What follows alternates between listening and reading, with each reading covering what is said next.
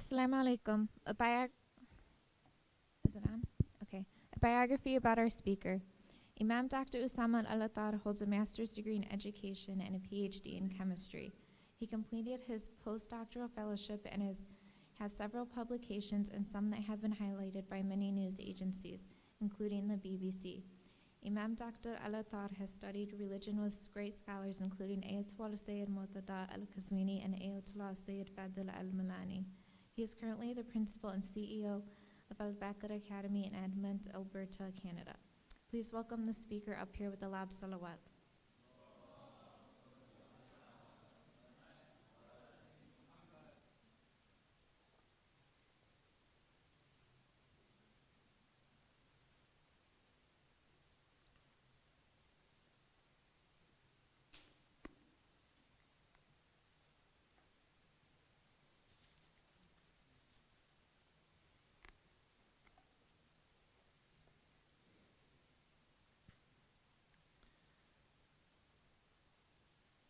Inshallah, with all the discussions for the past few nights, I think we've seen the results of some of these discussions. The positive results, alhamdulillah. We can see already Brother Jamil here wearing a Canadian maple leaf jersey. So alhamdulillah, Rabbil Alameen. I think people are already trying to understand here where's haqq and where's batil, where's the right and where's wrong. Tomorrow you guys can all wear your Canadian jerseys, and you'll be more than welcome to do so, inshallah, as well. You'll be with the truth, exactly, yes. بسم الله الرحمن الرحيم والحمد لله رب العالمين بارئ الخلاق أجمعين باعث الأنبياء والمرسلين ثم الصلاة والسلام على أشرف الأنبياء وسيد المرسلين حبيب إله العالمين المصطفى أبي القاسم محمد اللهم صل على محمد وآل محمد وعلى آله الطيبين الطاهرين المعصومين المنتجبين الذين أذهب الله عنهم الرجس وطهرهم تطهيرا اللهم صل على محمد. أما بعد فقد قال الله تبارك وتعالى في كتابه المجيد وقرآنه الحميد وقوله الحق أعوذ بالله من الشيطان الرجيم بسم الله الرحمن الرحيم ثم أتبع سببا حتى إذا بلغ مطلع الشمس وجدها تطلع على قوم لم نجعل لهم من دونها سترا كذلك وقد أحطنا بما لديه خبرا صدق الله العلي العظيم صلوا على محمد وآل محمد اللهم صل على محمد. Continuing with our discussion about the story of Dhul-Qarnayn, we said that he went on to his first journey. There are three journeys that the Quran speaks about that Dhul-Qarnayn went through. First is his journey to far west. And we said that he went as far west as maybe the edge of Africa, possibly, because the Quran gives us a description where he saw the sun as if it is setting in the water. And so he went as far west, maybe as Africa, so maybe he's looking over the Atlantic Ocean, what we call today the Atlantic Ocean. And he saw the sun as if it is setting in the water. There's no more land. And there he saw groups of people living there. But apparently there were the oppressors and there were those who were oppressed. The oppressors apparently were the ones who were in control. And he dealt with that situation where he managed to save, help, protect those who were oppressed. And last night we said there are many things to be learned from this story alone that we have been discussing over the past few nights. First of all, we said that whenever we see injustice, we cannot just keep quiet about it. We need to speak against injustice, regardless of who the oppressed is. That's one thing which is important. Otherwise, rights of people will be violated. Unfortunately, over the last week, even less than a week, there have been 2 attacks on Muslims at mosques, where unfortunately here in this country, in Sterling, Virginia, a young lady was killed. And unfortunately, you don't hear much about it in the news. Unless you have to search for it, you dig up for it. That's when you will find it. And she was just leaving the mosque after the prayers when she was attacked, and unfortunately, her body went missing, and she was discovered a day later. May Allah have mercy on her soul. And in another country, in the United Kingdom, there was another attack on a group of worshippers outside of a mosque, where a person drove his car into them, and again a person was killed and several others were injured. Again, you don't hear much about that in the news either. And the interesting thing is, when people talk about that, when you read the newspapers, the incident that happened in the UK, they say that a white van driver who ran into these people, you don't see much the word terrorist being mentioned here. However, if it were the opposite, then you would find terrorism all over the place. And that's something important. We have to educate people, brothers and sisters, that terrorism does not belong to any nationality. And if we don't start spreading love, if we do not stand united against hate speech, then we all become victims of terrorism. Including those who are committing these crimes. They are also victims of terrorism because they've been brainwashed. So even those guys are even victims. But unfortunately, they carry out these atrocious acts against innocents. So we need to stand united here. You know, let me tell you something. I'm not sure how many of you are familiar with it. About a couple months ago, a person went inside a mosque in Quebec, in Canada, and he shot and killed 6 people inside the masjid while they were praying, and several others were injured. That incident a couple months ago is considered in Canada to be the largest mass shooting ever committed at a religious institution in the history of Canada. And it was done against Muslims, not by Muslims, against Muslims, while they're praying inside a mosque, by somebody who unfortunately has been brainwashed, fed all this hate propaganda, hate speech, which again, unfortunately, out of ignorance, goes inside a masjid, inside a mosque, and commits this act of terrorism. So you see, we're all victims of terrorism. That's why we need to stand united against it. And we need to speak against it.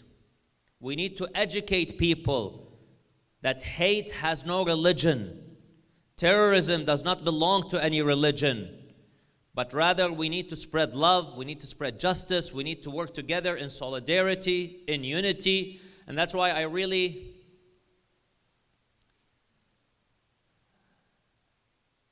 encourage these acts where the believers, the mu'mineen and the mu'minat, brothers and sisters from different faiths, they get together and they start working together on different venues, different activities, different actions.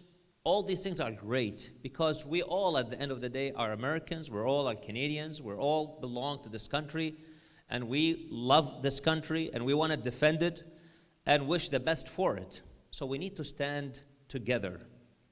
But unfortunately, when you have individuals, especially in high-ranking authorities, leaders who start spreading hate, unfortunately, out of ignorance, that only adds fuel to the fire. And that's why it's important for us to always speak against oppression and stand up for justice. That's one of the lessons we learn here from the story of Dhul-Qarnayn.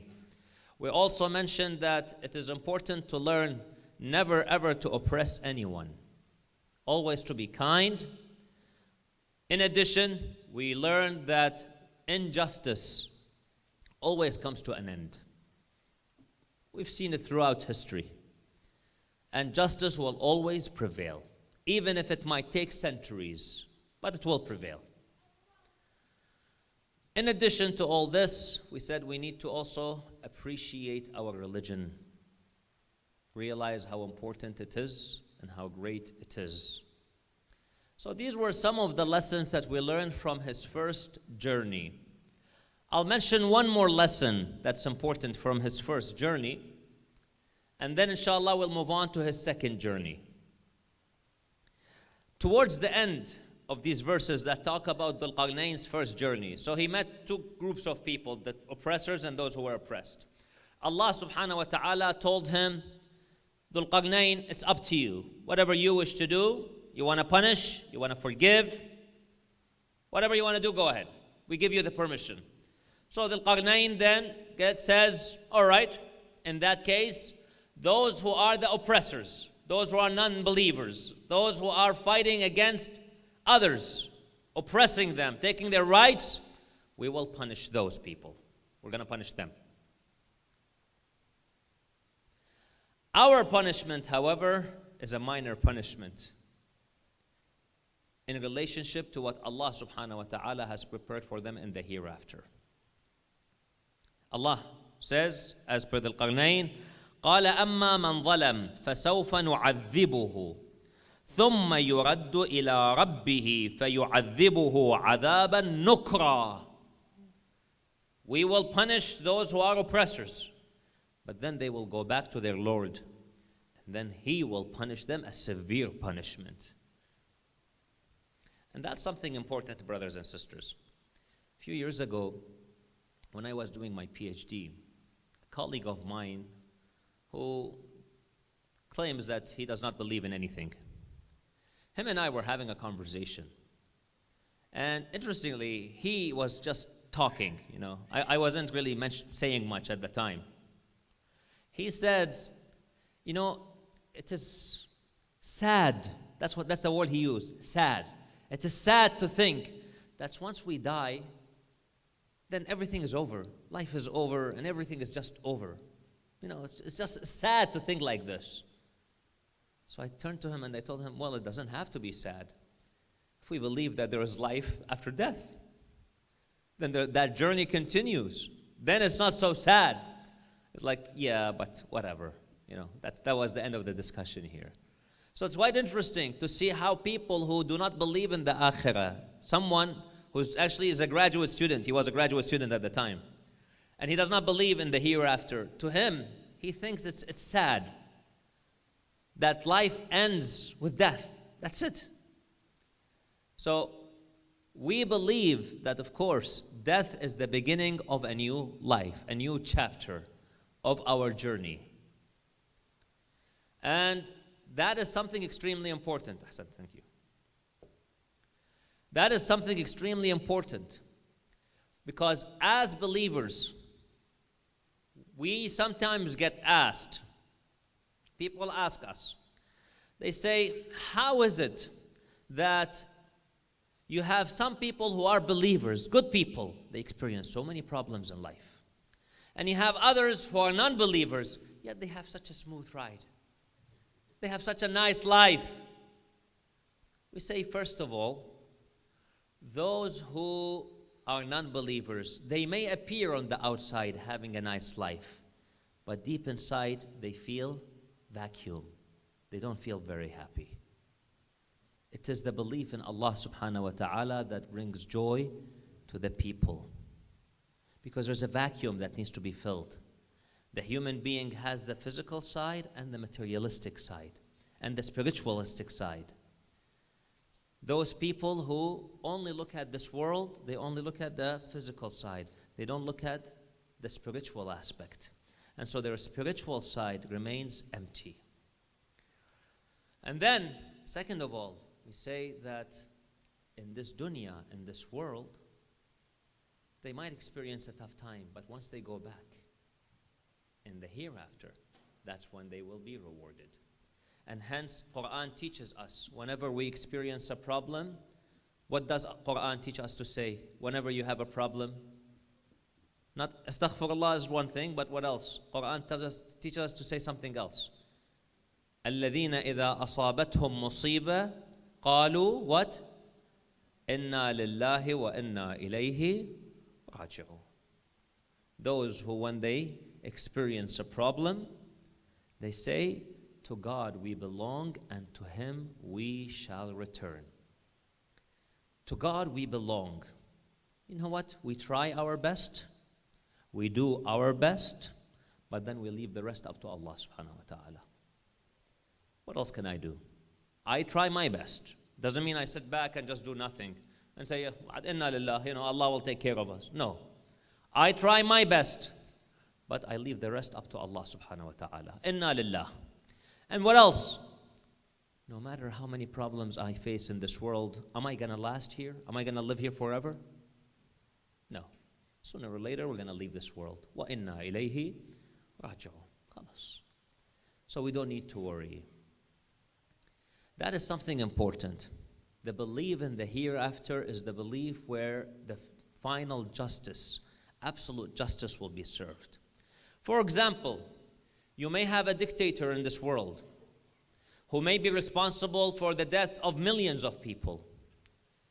In this world, that dictator might lose.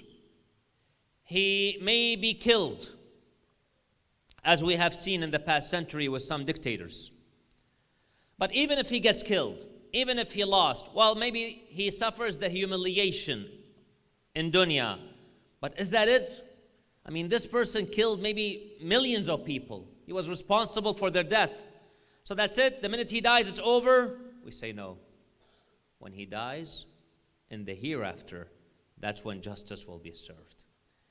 At the time of Al-Imam Al-Sajjad alayhi salam, there was a man who was a tyrant leader by the name of Al-Hajjaj ibn Yusuf al-Thaqafi. Hajjaj was a terrible man.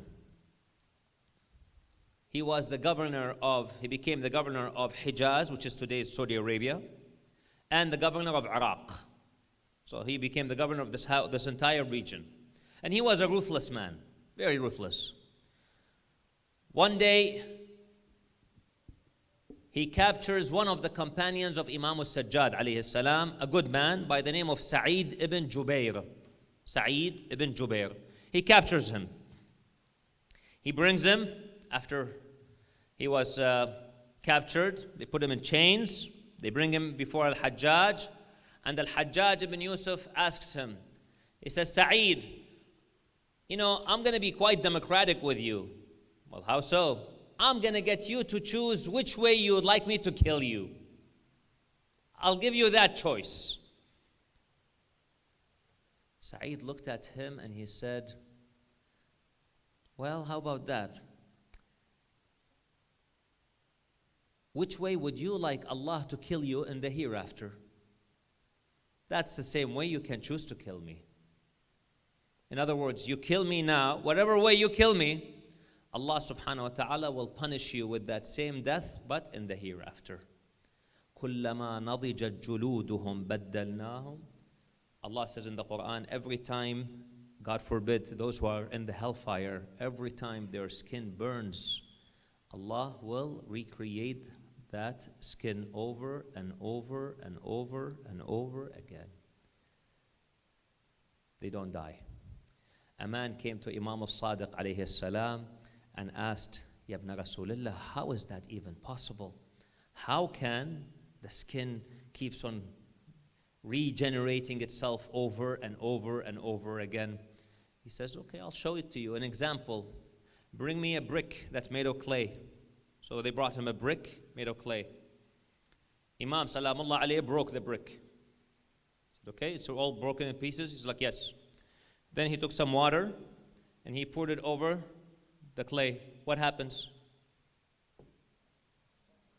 Becomes softer. So the Imam Salamullah alayhi molded it back in the exact same shape it used to be before.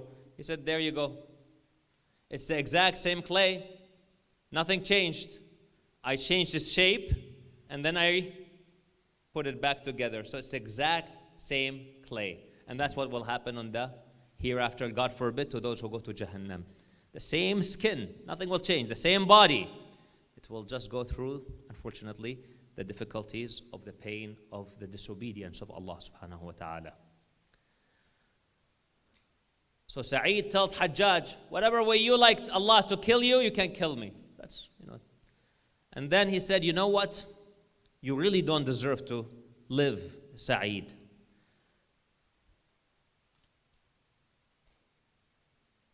Turn him away from Qibla. So they turned him away from Qibla. He says, فَأَيْنَمَا تُوَلُّوا فَثَمَّ وَجْهُ اللَّهِ. Wherever you turn, it's a verse in the Quran. Allah is right there. So whether you make me face Qibla, not Qibla, whatever you guys, it doesn't matter to me. They throw him onto the ground and they are about to kill him. Sa'id says, my Lord, Ya Rab, لا تسلطه على أحد بعدي قط. Do not make him kill anyone after me ever again. And they kill Sa'id ibn al-Jubair, radwanullah ta'ala alayh. He gets killed. Indeed, Allah accepts the dua of Sa'id.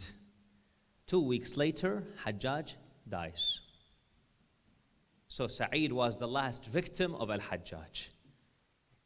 Sa'id left this dunya in peace. Hajjaj, however, was always in pain. In fact, after killing Sa'id, it is said for the last 2 weeks of his life after Sa'id, every night he wakes up and he says, my gosh, he has a nightmare about Sa'id. And he says, why did I kill Sa'id ibn al-Jubair? Mali wa Sa'id ibn al-Jubair. Why did I kill him? For 2 weeks until he perished, until he died. Imagine that feeling, the guilt. That's why I'm saying people who live with Allah, with the commands of Allah, they live at peace and happiness. Those who don't, unfortunately, they live in a very difficult life. So Allah subhanahu wa ta'ala, we believe in His divine justice. Divine justice. And hence, justice will be truly served in the hereafter. That's something important. Another thing which is important to address that some people sometimes inquire about, they say, Sheikh, what about all these disasters that happen in the world that we observe these days? How is that fair? We say, well, there are many reasons for it. First of all, some of those disasters, we cannot blame Allah subhanahu wa ta'ala for them. You cannot blame Allah subhanahu wa ta'ala for some of these disasters. Like this microphone keeps on shifting away from me. I can't blame that on Allah subhanahu wa ta'ala. Whomever, I guess didn't tighten the screw here. Solid enough. But in some cases that we observe, we cannot blame them on Allah subhanahu wa ta'ala.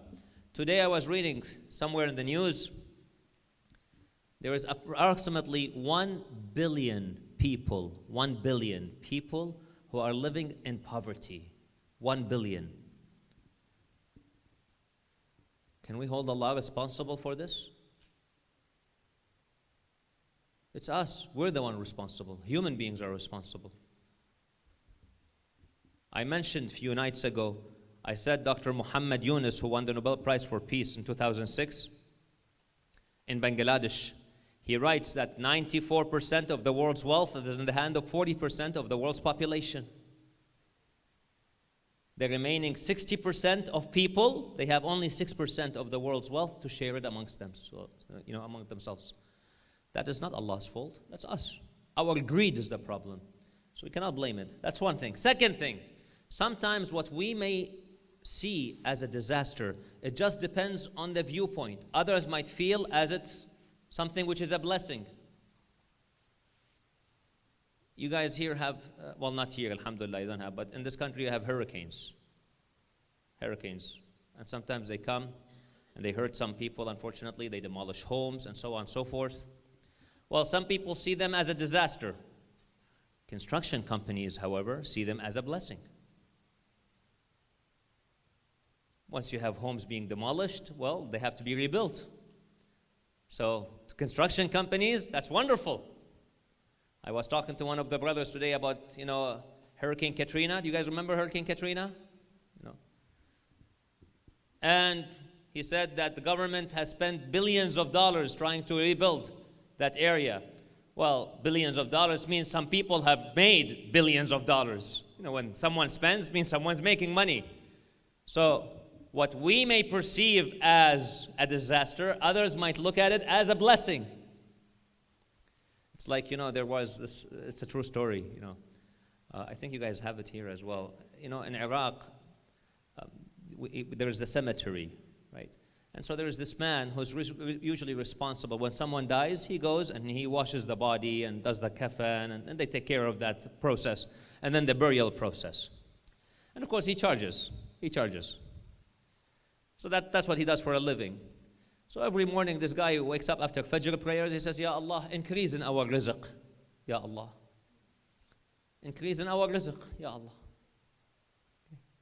Now, that's how he makes his living, Increase his rizq means, Ya Allah, make some people die so that I can go and earn some money. What may some people see as, something sad or something bad, to him, alhamdulillah, this is rizq from Allah subhanahu wa ta'ala. So it depends which way you really look at it. Sometimes we look at it from one lens, it's a curse, but on the other lens, it's a blessing. So that's why we cannot take a look at things in just one perspective. And that's a lengthy discussion as well. I just wanted to really touch base on it in a way that we realize that Allah subhanahu wa ta'ala is fair, He is just, and what we experience in this world today, sometimes what we may perceive it as an act of injustice, it is actually a blessing, but a blessing in disguise, as they say it. All right, so that concludes our discussion with the first journey of Dhul-Qarnayn. Then what happens? Well, very briefly, let's touch base on what happened next. ثُمَّ أَتْبَعَ السَّبَبَ. Then he continued his journey. Remember, we said that Allah subhanahu wa ta'ala taught him the means. So Dhul-Qarnayn knew how to travel, and apparently he knew how to travel quickly.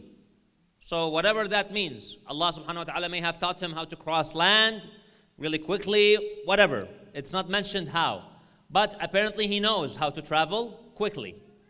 So he went as far west to the point that was his first journey where he does not see land anymore.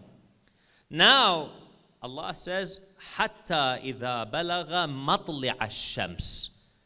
In that first journey, he says, حَتَّى إِذَا بَلَغَ مَغْرِبَ الشَّمْسِ. Until he reached where the sun sets. Here, مَطْلَعَ الشَّمْسِ, where the sun rises. So apparently he went from far west to the far east. Where? God knows. Maybe he made it all the way to the borders of China.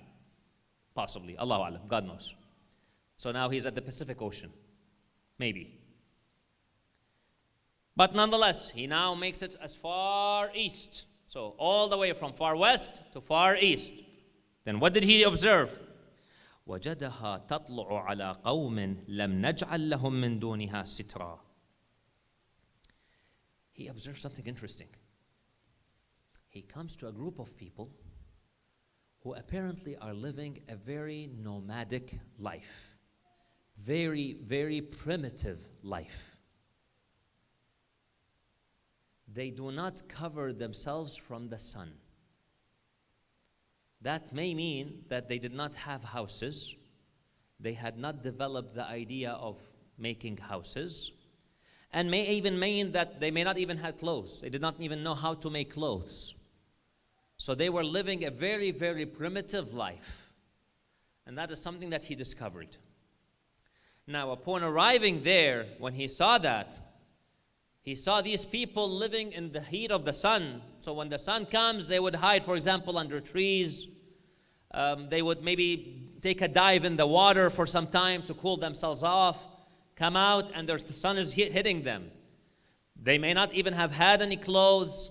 So being a good king, what do you think he did? He didn't give them clothes. It's something more important. He taught them how to make clothes. It's not good enough to give people clothes. It's important that you teach them, because what happens when you leave? Then that's it. And that's something important, brothers and sisters. One of the ways that Islam worked to eradicate poverty was by teaching people how to do things.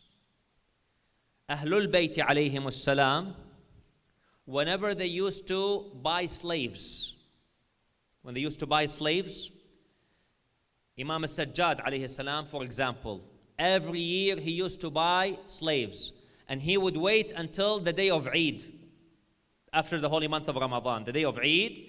He keeps the slave for 1 year.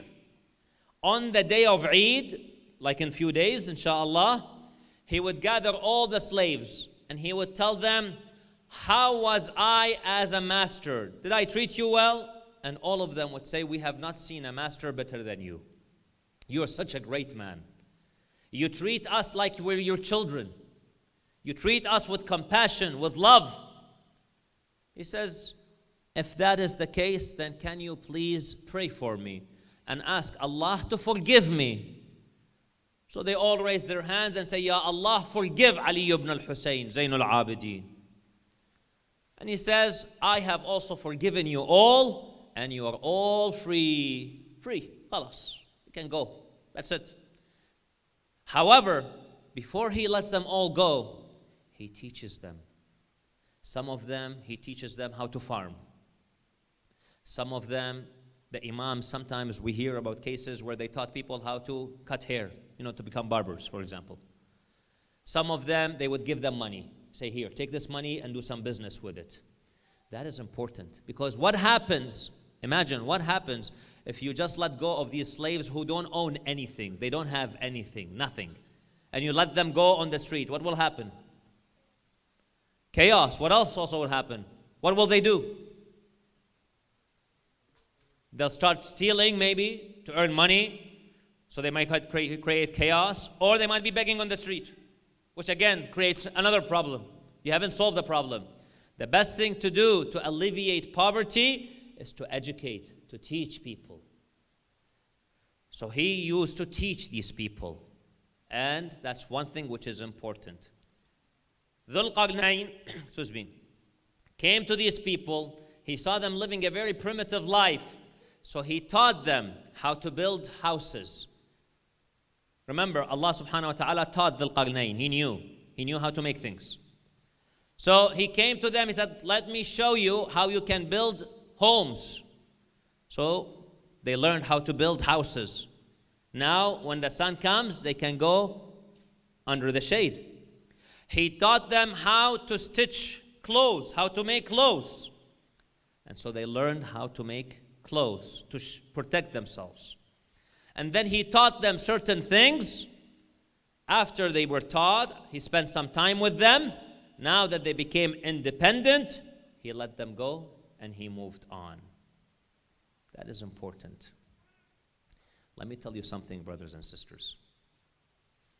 I have a friend of mine who completed a bachelor in history, specializing in African history.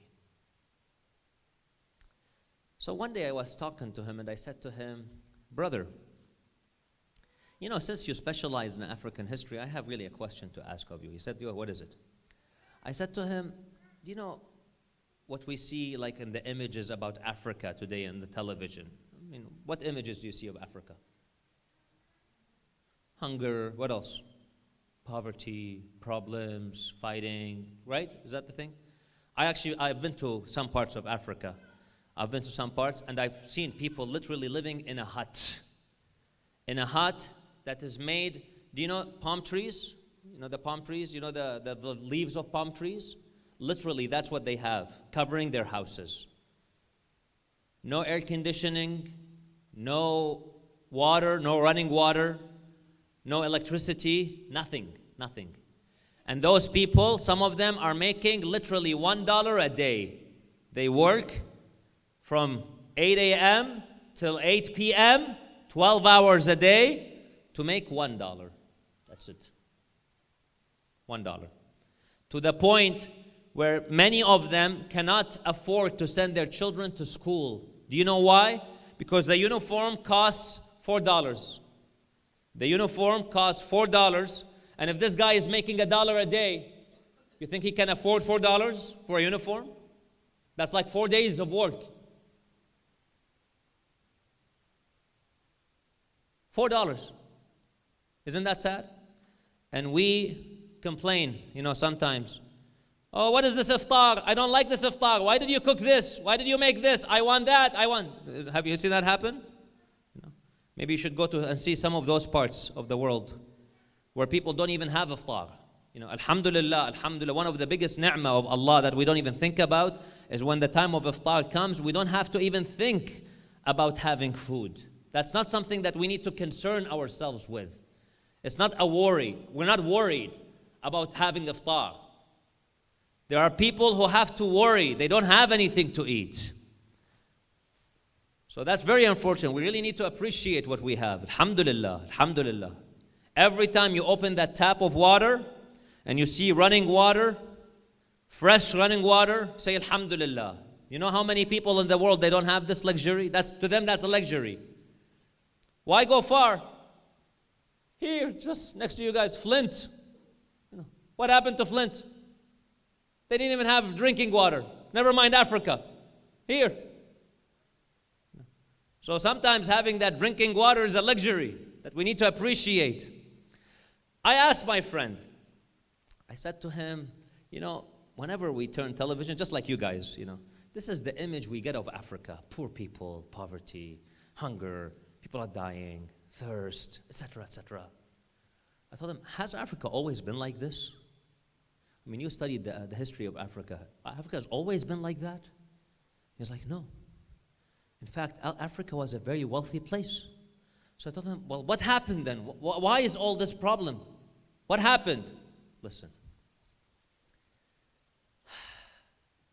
He says Africa was very rich with agriculture. Back, we're talking about 3 centuries ago. 2-3 centuries ago, Africa was very rich with agriculture. They used to farm. And some areas in Africa, they had access to the water, so they used to fish. It depends where in Africa. So farming, fishing, tribal living, they had tribes.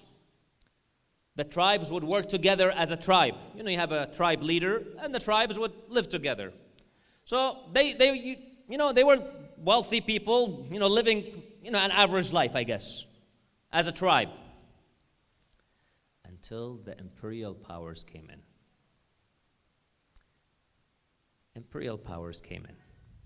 All right. So I told him, what happened? He says, first thing they did, they came to these farmers who used to farm, let's say, the potatoes, the vegetables, the fruits. They told them, how about you guys farm coffee and tea? How much do you guys make, let's say, for example, a kilo of potatoes? How much do you make? Let's say, for example, they say we make $1. I'm throwing a number out there. They said, you know what? We'll pay you $5. We'll pay you $5 if you farm coffee and tea. Don't farm potatoes anymore. I said, great, $5. Yeah, sure, why not? So they stopped farming vegetables and fruits, which is something that they used to eat from. This is what they used to eat. Okay? Now they're farming coffee and tea. Those guys started paying them. But now they did not have any vegetables for themselves to eat. So where do they think they get their food from now? Trade. We're going to sell you food. We will sell you food. All right, so that $5 now, we need to take some of it back because we have to sell you. Correct? And that continued. That's right, exactly. I understand your frustration. I'm just as frustrated as you are. So that continued for decades until generations were formed. This was not like a one-year process. Decades until generations were raised who just could not even, they didn't even know how to farm potatoes. Khalas. Fresh fruit, vegetables, they just don't know. Only thing they know is what? Farming what? Coffee and tea, that's it. That's the only thing they know how to do. When that happened, and those generations disappeared, the earlier ones, and you have only now new generations who can only farm coffee and tea. They don't know how to do anything else. And they're used and dependent on the food that they trade. Now they came to them and they said, listen, instead of paying you $5 per kilogram, we're going to pay you 50 cents. Take it or leave it. Too bad. Imagine, from $5, and I'm just giving you numbers out there, from making $5 per kilogram down to 50 cents per kilogram. What do you think will happen to the economy? It will collapse. That's what happened. What else? Then they came and they said, we need to draft borders. We need to make borders. So they made borders. A tribe, half of it was on this side of the border, the other half is in here on this side. And these tribes are saying, what do you mean borders? I want to go see my cousin who just lives over there. No, sorry, you cannot cross anymore. This is a different country. What do you mean a different country? What does that mean? We're all one tribe. Not anymore. You need to have a document to travel. You cannot just travel like this anymore. So now tribes were separated. In addition, a problem that we observed in Rwanda, those of you who remember back in the 90s, the Rwandan genocide. They came to the weaker tribe, the smaller tribe. They made them the leaders and gave them the arms. Whereas the majority of the tribe, the bigger tribe, they were enslaved by the smaller tribe who had the arms. So what do you think will happen? The majority tribe, they're the majority, they're being governed by the minority. What do you think will happen? The genocide of Rwanda. That's what happened. Killing, fighting, wars. He says, you put all these things together, among other things. I'm just giving you the, brief. Among other things, and that's what you have happening. People dying, death, poverty, separation, and all these issues. When I looked at him, when I heard this, I said, SubhanAllah, who were the masterminds of all this? Which part of Jahannam are they burning right now? Can you imagine? Whomever planned this master plan, whomever organized it, he must have thought 200 years down the road. And because of his plan now, millions of people are getting killed. Millions of people are living under the poverty line because of those plans. In addition to all this, what is happening to the wealth of Africa? Where is it going? Is it going back to the people? Africa is wealthy in diamonds. Do you think the average African is receiving any benefits from these diamonds? No. You have an elite group, a few individuals who are fooled with money, so they become the elites. Corruption. They take all the money and they keep the majority of the people dying in hunger. So all this wealth is being taken away. You see all that? That's a very sad reality. And what you have happening is some of those imperial powers today raising funds and say, we need to help the poor who live in Africa. So let's donate. Well, who started all this in the first place? Second, let's not just donate. Let us help them to become independent. But that's not the plan. Dhul-Qarnayn helped those poor people to develop a plan for independence. Teaching them, helping them, educating them until they stand on their feet, and then you can let them go. Is that what we see happening in Africa today? Or in impoverished nations? No, it's not. That's an important lesson we learn from here. Is that in order for us to eradicate poverty, to fight poverty, we need to establish a social system, and we need to help nations to become independent. This idea, which is or an offshoot of this idea, the concept of microcredits, is what made Dr. Muhammad Yunus of Bangladesh earn the Nobel Prize for Peace in 2006. Because in Bangladesh, there were many poor people. He said, you know what, we'll give you microcredits. I'll give you $100 as a loan. You go and buy a sewing machine with this $100. So start sewing, and then you become independent. Or you go and buy, for example, a motorbike for this $100 and start delivering food or delivering stuff. Or you go and buy, for example, some bakery tools and start baking. Microcredit. And so thousands of people were helped to fight against poverty, to rise from poverty. And he said, the interesting thing, the majority of those people paid back their loans. Majority of them.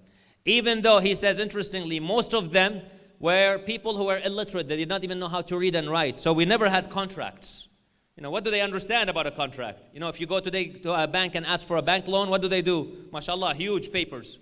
20 papers, you have to sign each one and every one of them. He said, those people don't even understand what this means. So he said, our agreement was a handshake. That's it. Here is $100, handshake, you'll pay it back? Yes, I will pay it back. And he says, that handshake worked. People paid it back. But that's one system which won the Nobel Prize for Peace, but we find its roots in the Quran.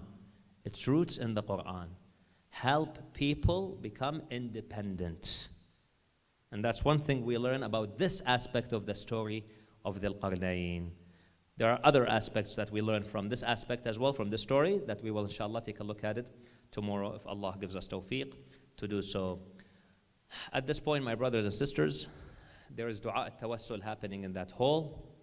Any of the mu'mineen who would like to join us for dua at-tawassul, it takes about 20 or so minutes, and inshallah you can join us in that hall. Otherwise, if you wish to go home, you're free to do so. We'll just conclude with this dua for our Imam, Ajjalallahu Ta'ala Farajahu Sharif. بسم الله الرحمن الرحيم اللهم صل على محمد وآل محمد اللهم كل وليك الحجة ابن الحسن صلواتك عليه وعلى آبائه في هذه الساعة وفي كل ساعة وليا وحافظا وقائدا وناصرا ودليلا وعينا حتى تسكنه أرضك طوعا وتمتعه فيها طويلا برحمتك يا أرحم الراحمين. اللهم ارزقنا شفاعة الزهراء يا الله لقضاء الحوائج وشفاء المرضى وكشف هذه الغمة عن هذه الأمة ولتعجيل فرج مولانا صاحب العصر والزمان. وإلى أرواح المؤمنين والمؤمنات لا سيما إلى روح والدتي المرحومة رحم الله من يقرأ السورة المباركة الفاتحة مع الصلوات. اللهم صل على محمد وآل محمد. أعوذ بالله من الشيطان الرجيم. بسم الله الرحمن الرحيم. الحمد لله.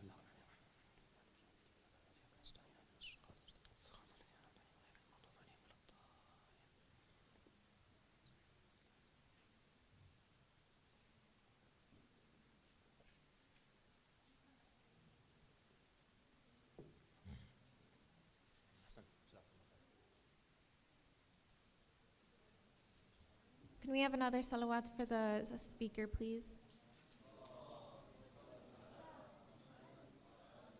So as he mentioned, there's going to be dua going on in the other room, and then we're going to be continuing the nightly lectures until the end of Ramadan, inshallah.